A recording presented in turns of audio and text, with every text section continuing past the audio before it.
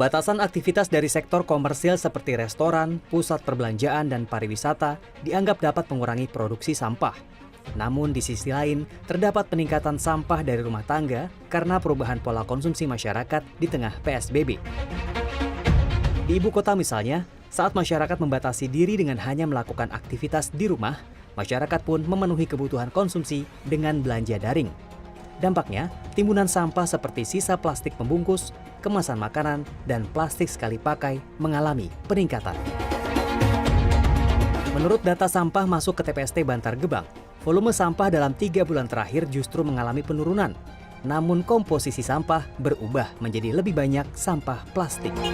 Cukup miris rasanya kita melihat kondisi sampah plastik di Indonesia maupun di dunia yang kondisinya sudah sangat tidak terkendali. Sampah plastik diproduksi setiap hari.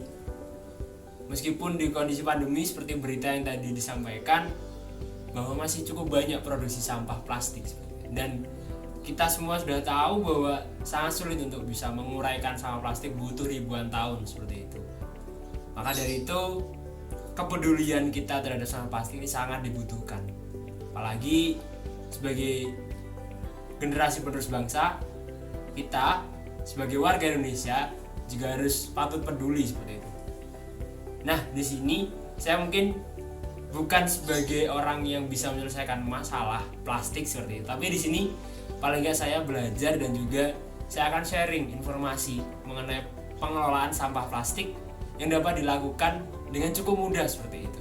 Kenalkan, nama saya Syahrul Kurniawan sebagai salah satu anggota dari tim KKN Semin Gunung Kidul, tepatnya di Dusun Garotan.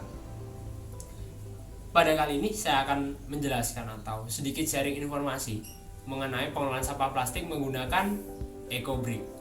Nah, apa sih itu EcoBrick? EcoBrick di sini merupakan pengelolaan sampah plastik untuk bisa dimanfaatkan menjadi semacam bata ataupun bangunan-bangunan seperti itu. Nanti di sini sebagai pondasi-pondasi untuk membuat karya-karya kreatif lainnya. Banyak sekali contohnya, bisa menyusun tempat sampah, bisa menyusun kursi, atau bisa menyusun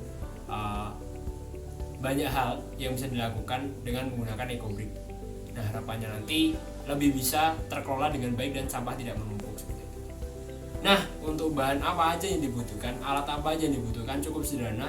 Kita membutuhkan botol-botol. Nah, botol-botol ini yang nantinya akan menjadi bata-bata itu tadi, yang akan menjadi pondasi-pondasi tadi. Entah nanti menjadi apapun, ini bisa menjadi wadah ataupun sebagai isian dari nanti sampah-sampah plastik. Selanjutnya butuh stick untuk nantinya dapat mempadatkan sampah-sampah plastik yang nantinya kita jadikan sebagai EcoBrick seperti itu. Dan juga tentunya sampah plastik yang jumlahnya cukup banyak dan kita akan mempraktekannya cukup dalam satu EcoBrick nanti akan kita buat untuk menjadi contoh sebagai EcoBrick yang lainnya. Nah, nanti pada akhir video akan saya berikan contoh-contoh EcoBrick yang sudah ada di Indonesia maupun di dunia. Oke, langsung saja ke cara pembuatan atau cara membuat EcoBrick. Bagaimana sih caranya? Pertama, kita buat sampah-sampah ini bisa mengecil terlebih dahulu agar bisa masuk.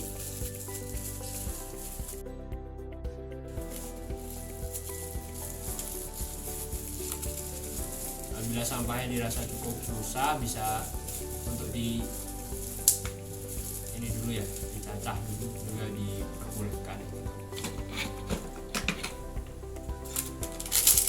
Sampah plastik apapun bisa dikelola. Nah, jangan lupa dipadatkan hingga cukup padat, dan harapannya stick ini bisa sampai ke bawah ya. Nah, seperti ini. Nah, ini merupakan contoh EcoBrick yang sudah kita buat. Ini cukup padat seperti itu, dipadatkan tadi menggunakan sticknya. Lalu seperti ini, bayangkan ini nanti dapat disusun cukup banyak dan nanti bisa menjadi tempat sampah, juga bisa menjadi gapura desa ataupun gapura di rumah-rumah seperti itu, dapat menjadi pot-pot juga. Jadi cukup banyak yang bisa dimanfaatkan. Mari kelola sampah plastik, jangan sampai menumpuk dan nantinya berdampak pada anak cucu kita nanti. Terima kasih, saya Syarul Gunawan.